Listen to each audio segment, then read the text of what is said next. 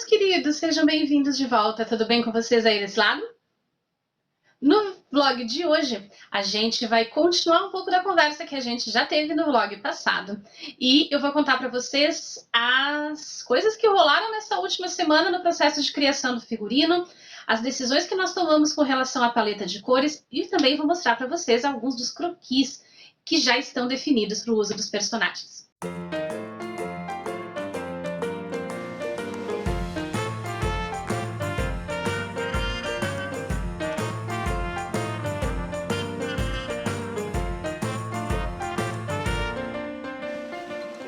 Se você está caindo aqui meio que de paraquedas e não sabe bem o que está rolando, clica aqui em cima ou aqui em cima. Eu nunca sei de que lado fica esse card, meu Deus. Mas enfim, clica em algum lugar aqui na tela para assistir o primeiro vlog dessa série em que eu contei para vocês o início do projeto.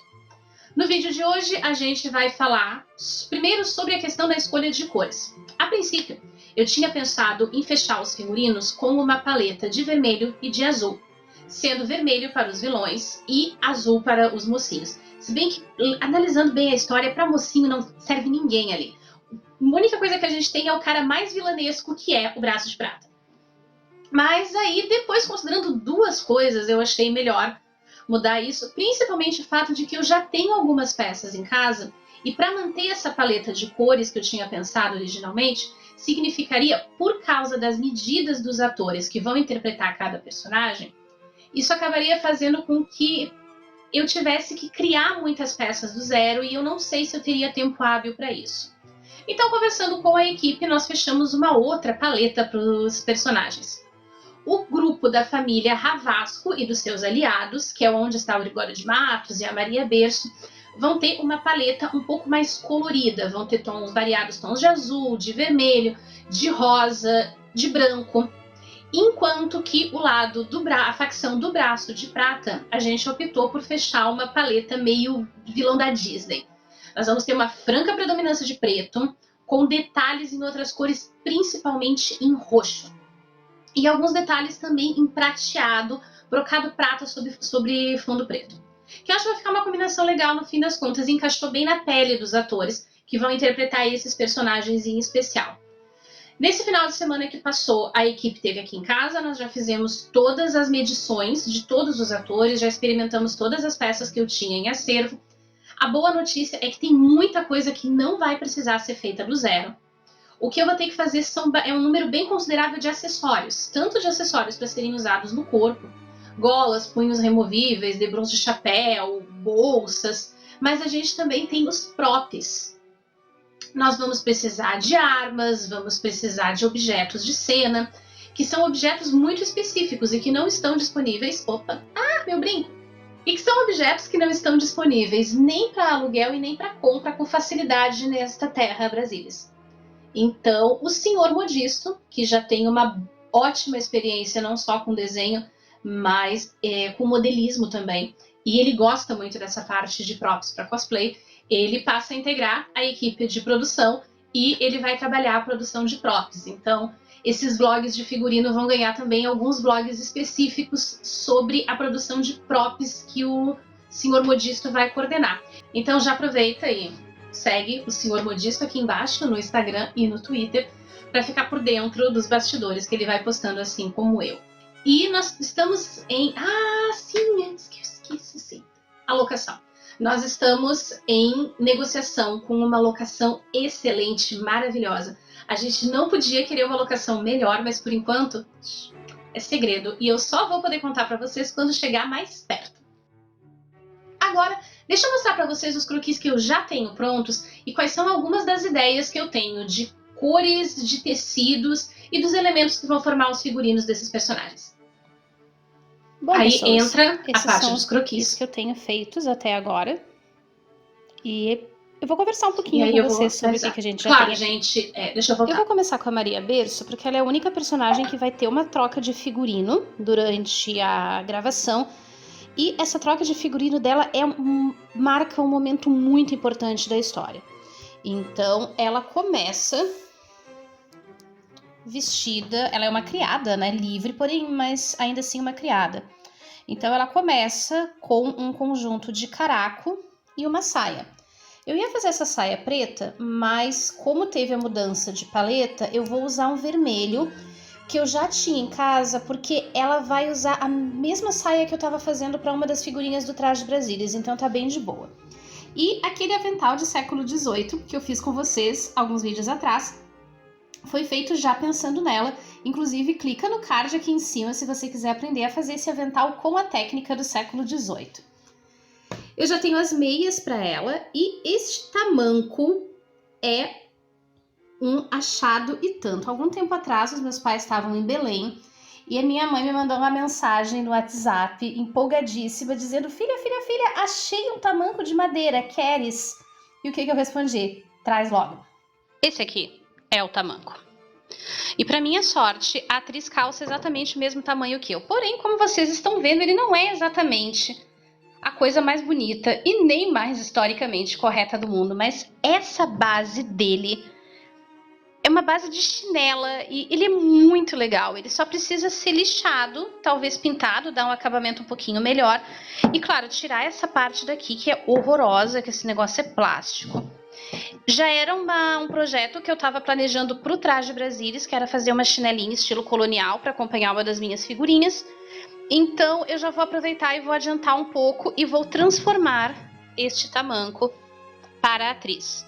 Num segundo momento da história, a Maria Berço precisa fazer uma troca de figurino e aí ela vai passar daquele traje de criada para um traje que é descrito como sendo um traje feito de seda no livro.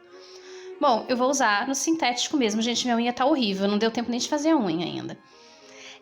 Eu já experimentei na atriz e eu vou adaptar esse hobby à Langlese que vocês estão vendo aí na tela, que é um hobby à Langlese cor-de-rosa, que inclusive você pode clicar aqui embaixo no link do blog e ir lá ver como foi que eu modelei as costas e como é que eu criei o molde dessa peça. Uma das minhas partes favoritas da troca de figurino da Maria Berço é a touca. Isso foi uma coisa que eu pensei com muito carinho, porque aqui ela tá usando uma touca bem mais próxima de um modelo realmente de uma camponesa do final do século XVII do que qualquer outra coisa. E aí, quando ela faz essa troca de figurino para uma coisa mais elaborada, com seda, eu optei por colocar ela como uma touca do tipo dormez. Nem sei se eu falei isso direito.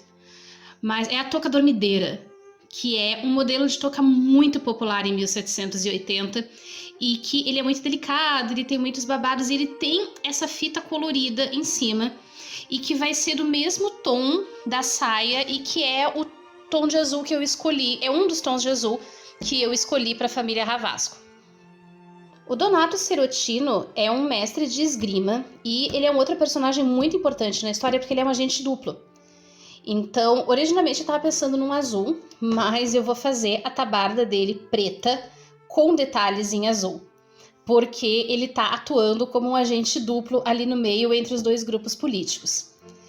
Por ser um mestre de esgrima, ao invés de colocar um casaco nele, ele vai ganhar essa tabarda, que é bem inspirada nas tabardas dos Três Mosqueteiros. O chapéu virado, com a aba virada para cima, com pluma, ele é um mix de Três Mosqueteiros com gato de botas.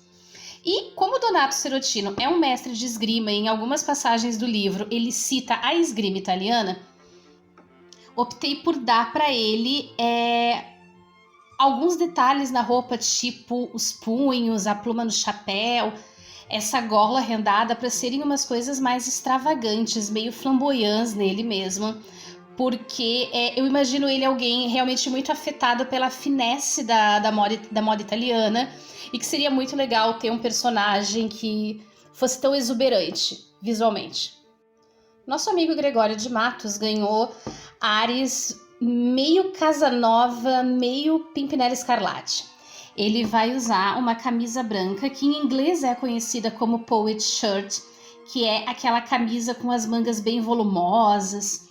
Vai usar breeches, que é aquela calça com a aba na frente, a calça curta com meia branca e um sapato com fivela, e uma capa debruada, que aqui não tá aparecendo claro porque eu precisava fazer o corte para mostrar o restante da roupa, mas é uma capa um pouco mais curta que é para dar um movimento para ele mesmo. Essa capa vai ter uma cor pelo lado de fora e outra pelo lado de dentro, o forro vai ser diferente. Muito provavelmente eu vou fazer a capa dele com brocado. A calça, as breeches, eu já tenho no acervo, então basicamente eu vou só fazer a camisa. Ainda não sei se eu vou gravar um tutorial dessa camisa século XVIII, ainda tô meio em dúvida se vai dar tempo de gravar. Vamos torcer que dê. De longe, o personagem que tem o figurino que mais vai me dar trabalho é o Braço de Prata, o governador da província da Bahia. Primeiro porque o braço direito dessa pessoa deveria ser uma prótese de prata, então nós vamos ter, como é teatro, não precisa ser uma coisa hiperrealista, nós vamos arranjar uma outra maneira de improvisar, que provavelmente vai ser uma manga feita de um tecido brilhante, ainda não sei exatamente como é que nós vamos fazer este rolê. Mas eu queria deixar ele com ares bem nobre, mas ao mesmo tempo vilanesco. Então eu optei por usar uma paleta de cores clássica da Disney para ele. Esse casaco que ele tá usando, fãs de Versalhes vão reconhecer que tem bastante referência a Versalhes por aqui. É um casaco que vai ser feito em provavelmente cetim italiano ou tafetá de cortina preto. Não sei ainda se eu vou usar a parte brilhante ou se eu vou usar a parte fosca. Mas detalhes... Opa, deixa eu arrumar o foco. Detalhes serão feitos neste brocado, que são os debrons que vocês estão vendo aqui. Esse punho e os detalhes do bolso.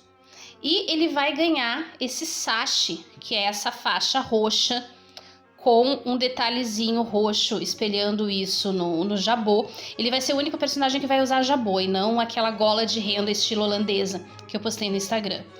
E vou fazer os punhos de renda removíveis também. Eu vou fazer um conjunto de jabô e de punhos de renda. E esse aqui, como eu já comecei a fazer, eu já tô gravando e esse aqui vai sair o tutorial para vocês, as duas peças num vídeo só. Eu não consigo considerar isso aqui um croquis finalizado, né?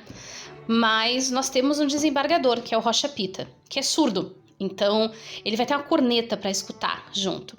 E apesar de essa toga preta que a gente conhece como sendo toga de juiz não fosse exatamente uma coisa que você encontraria por aqui no Brasil Colônia, eu acho que a maneira como ele vai aparecer numa única cena, eu acho que a maneira mais fácil de identificar ele de cara como um agente da lei é fazendo a representação clássica. Mas eu planejo montar essa toga de um estilo bastante unissex, porque um estilo bastante unissex é ótimo, né? Eu planejo montar essa toga fechada nas costas, totalmente unissex, já pensando em aproveitar para outros projetos no futuro. Ao invés de uma camisa, como a gente vai filmar em final de outubro, pode ser que esteja quente, eu vou fazer uma manga falsa, como aquelas mangas que se usavam na década de 1850 e 1860. Aliás, clica aqui em cima no card se você tiver curiosidade de saber como são essas mangas falsas. Só para não deixar o coitado do ator morrendo de calor. Teremos uma peruca, teremos um rufo no pescoço e estamos planejando uma caracterização bem marcante para ele, que vai fazer com que esse personagem fique, apesar de ele aparecer uma vez só, ele vai ser visualmente muito impactante. Claro, gente, esses não são todos os figurinos ainda, não são todos os croquis. Tem outros personagens que, assim como o Braço de Prata, geralmente são os personagens da facção do Braço de Prata, que tem algumas coisas mais elaboradas, que vão precisar de máscaras, e que vão demandar um pouco mais de tempo para eu pensar como é que eu vou encaixar esses elementos para não tirar a mobilidade dos atores, para não afetar o modo como o rosto deles vai ser filmado. Então eu preciso de um pouquinho mais de estudo para alguns personagens específicos. Mas, por enquanto é isso. Eu já comecei a fazer algumas peças de acessórios. Esse foi o vlog da semana, meus queridos, e eu me despeço de vocês por aqui. Nós temos atualização de novo na semana que vem, na terça ou na quarta-feira, dependendo de como tiver a minha agenda, principalmente por causa de trabalho. E não esqueçam de seguir. Aqui embaixo você encontra a arroba da produtora no Instagram. Segue a arroba lá e dá uma força pro nosso trabalho. Mas aqui na descrição você também encontra o endereço do meu blog, você encontra os meus contatos em diferentes redes sociais e também o meu e-mail para dúvidas, encomendas, parcerias, e se você só quiser passar para me dizer oi, não tem problema, pode passar por lá também.